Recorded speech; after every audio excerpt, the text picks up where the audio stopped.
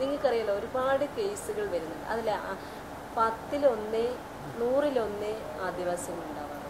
അറിയാലോ ഒരുപാട്. എത്ര നമുക്ക് നാടിനെ ഞെട്ടിച്ചുകൊണ്ട് അവിടെ കൊലപാതകം നടക്കുന്നുണ്ട്. പക്ഷെ അതിൽ എവിടെയെങ്കിലും ആദിവാസികൾ അങ്ങനെ ചെയ്തായിട്ട് പേര് വരുന്നത് ആദിവാസിയുടെ പേരാണ്. അല്ല, ശ്രദ്ധയിൽപ്പെട്ടിട്ടുണ്ടോ? ഇല്ല.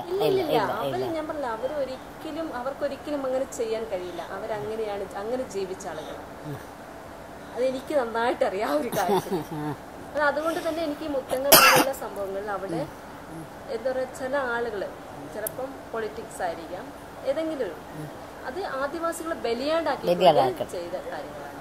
മുഴുവൻ ആദിവാസികളെന്ന് പറയാൻ കഴിയില്ല. ഞാൻ അന്നേരം ചെറുപ്പത്തിലാണ്, ഞാൻ കോളേജിലൊക്കെ പഠിക്കുന്ന സമയത്താണ്. അതുകൊണ്ട് എനിക്ക് അത്ര കറക്റ്റ് അറിയില്ല അതിനെക്കുറിച്ച്. പക്ഷെ ഞാൻ മനസ്സിലാക്കിയത് അതാണ്. ഈ പിന്നെ CK ജാനുവിന്റെ പ്രവർത്തനങ്ങൾ എങ്ങനെ നോക്കിക്കാണും? വളരെ നല്ല പ്രവർത്തനമാണ്. നേരിട്ട് സംസാരിച്ചിട്ടുണ്ട്. നേരിട്ട് സംസാരിച്ചിട്ടുണ്ട്. ഗീതാഞ്ജൻ അദ്ദേഹത്തെ അവരെയൊക്കെ സംസാരിച്ചിട്ടുണ്ട്. പിന്നെ കഴിഞ്ഞ മാസം എന്നെ കാണാൻ വന്നിരുന്നു ഈ ഒരു പ്രശ്നങ്ങളായിട്ട് ചർച്ച ചെയ്യുന്നത്. പക്ഷെ വളരെ നല്ല അഭിപ്രായമാണ് എനിക്ക് അവരോട്. കാരണം അവര് പ്രത്യേകിച്ച് ആദിവാസികൾക്ക് വേണ്ടിയിട്ട് നടത്തുന്ന പിന്നെ കഴിഞ്ഞ കാലങ്ങളിലൊക്കെ നടത്തിയ പോരാട്ടം നമ്മൾ ദൂരെ നിന്ന് നോക്കിക്കണ്ടിരുന്നു. വളരെ നല്ല ആദിവാസികളോടുള്ള അവരുടെ ഒരു എന്താ പറയുക, കമ്മിറ്റ്മെന്റ് വളരെ നല്ല. ഇപ്പോൾ മ്യൂസിയവും സൂവും കൂടെ അല്ലേ ഈ പദവിയിൽ നോക്കുന്നുണ്ട്. അതിനുവേണ്ടി എന്തൊക്കെ ചെയ്യാൻ?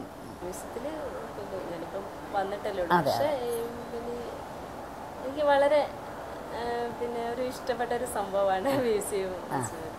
പക്ഷേ എനിക്ക് ഞാൻ വന്ന ആ അവസരത്തിൽ മന്ത്രിയായ സമയത്ത് ഒരാഴ്ചയുള്ളൊരു പ്രത്യേകിച്ച് സംഭവങ്ങൾ അവിടെ ഉണ്ടായിട്ടുണ്ട്. പിന്നെ പശ്ചിമബംഗാളികൾ മരിച്ചു പോകുന്നു, 2-3 ബേഴ്സൊക്കെ മരിക്കാനുണ്ടായി. പക്ഷെ പിന്നെ അതിനെക്കുറിച്ച് നമ്മളിപ്പം ഒരു വിദഗ്ധ സംഘത്തെ തന്നെ പിന്നെ അവിടെ ഒരു പഠനം നടത്തിയപ്പോൾ പിന്നെ അവിടെ നമുക്ക് മനസ്സിലാക്കാൻ സാധിച്ചു ഫീഡ്സിലൊക്കെ ഭക്ഷണത്തിലൊക്കെ ഉണ്ടാകുന്ന പോയിസൺ എന്നത് എനിക്ക് മനസ്സിലാക്കാൻ സാധിച്ചത്. അതിൻ്റെ റിപ്പോർട്ട് കിട്ടിയില്ല. റിപ്പോർട്ട് 13 ദിവസത്തിനുള്ളിൽ തരാമെന്ന് പറഞ്ഞിട്ടുണ്ട്.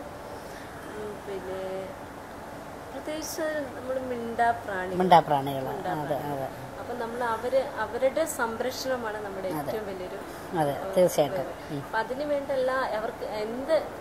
അവർക്കവിടെ പ്രൊട്ടക്ഷൻ വളരെ നല്ല രീതിയിൽ നടത്തുന്നതിന് പിന്നെ അതിനുള്ള മറ്റുള്ള അടിസ്ഥാന സൗകര്യങ്ങളൊക്കെ വർദ്ധിപ്പിക്കുന്നതിനൊക്കെ വേണ്ട ശ്രമം എൻ്റെ ഭാഗത്ത്. എന്താണ് അവിടെ പോരായ്മ അത് മനസ്സിലാക്കിക്കൊണ്ടുള്ള പ്രവർത്തിക്കുന്നതിനുള്ള ശ്രമം ഉണ്ടാകും.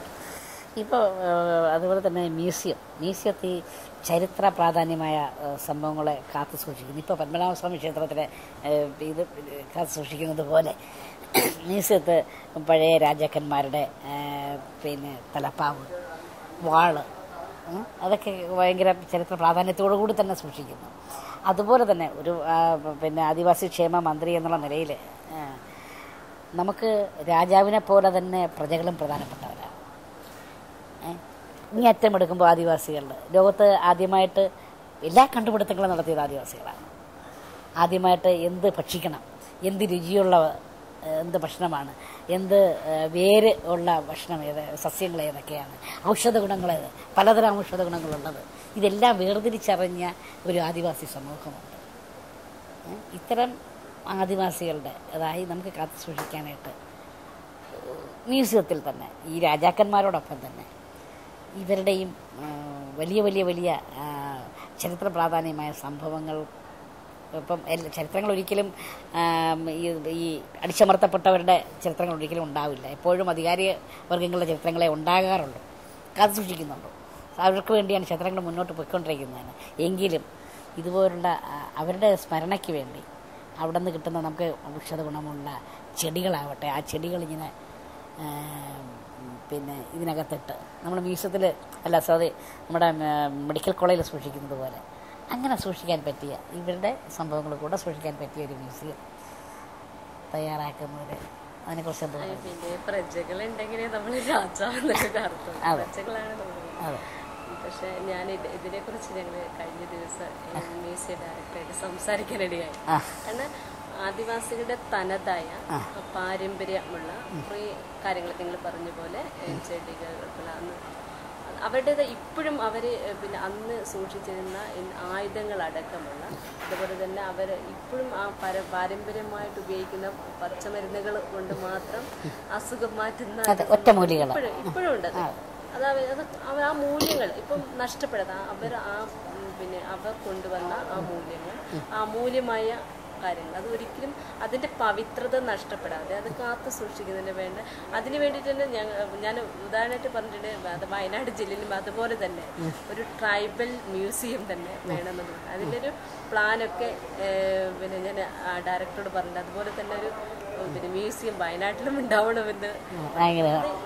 അവരുടേതായ തീർച്ചയായിട്ടും വയനാട്ടിൽ അത് ഉണ്ടാവേണ്ടതാണ് അല്ലേ. ഏറ്റവും കൂടുതൽ ആദിവാസികളുള്ള ഒരു ജില്ല എന്ന നിലയിൽ അപ്പൊ അതുപോലെ പിന്നെ ഭൂമിയടക്കം തരാൻ വേണ്ടിയിട്ട് സമ്മതിച്ചിട്ടുണ്ട്. അപ്പൊ ആ ഒരു പ്ലാന് വന്നപ്പോഴേ ഞാൻ ഡയറക്ടറുമായിട്ട് ഡിസ്കസ് ചെയ്തൊരു കാര്യമാണ്. ഇപ്പൊ ഫോക്ക് അക്കാഡമിയൊക്കെ ഉണ്ടാകാറുണ്ട്. പക്ഷെ സാക്ഷാൽ ഒരു ഫോക്ക് അക്കാഡമിയൊക്കെ ഇത്തരം സ്ഥലത്ത് ആണ് ഇത്തരം കൾച്ചറും ഇത്തരം സംസ്കാരവും ഒക്കെ കൂടി ചേർന്ന ഒരു എല്ലാം വേണം. തനതായതും അതുപോലെ അവരുടെ സംസ്കാരവും ഇപ്പോഴത്തെ ആധുനിക കാലഘട്ടത്തിലുള്ള. പക്ഷെ അത് കുറേ തലമുറ കഴിയുമ്പോൾ അതൊക്കെ ഇല്ലാണ്ടാവും. അപ്പൊ അതിപ്പോ ഇങ്ങനെ വന്നാൽ ഈ മ്യൂസിയത്തിൽ ഇതുപോലെ പറഞ്ഞ പോലെ വെക്കുവാണെങ്കിൽ തീർച്ചയായിട്ടും അത് നാളത്തെ തലമുറ അത് ഓർക്കും. നാളത്തെ തലമുറയ്ക്ക് അത് കണ്ട് പഠിക്കാൻ ഒരുപാടുണ്ടാവും. ഓർക്കുന്നത് മാത്രമല്ല അത് അതിലൂടെ ഒരുപാട് കാര്യങ്ങൾ പഠിക്കാനും മനസ്സിലാക്കാനും സാധിക്കും.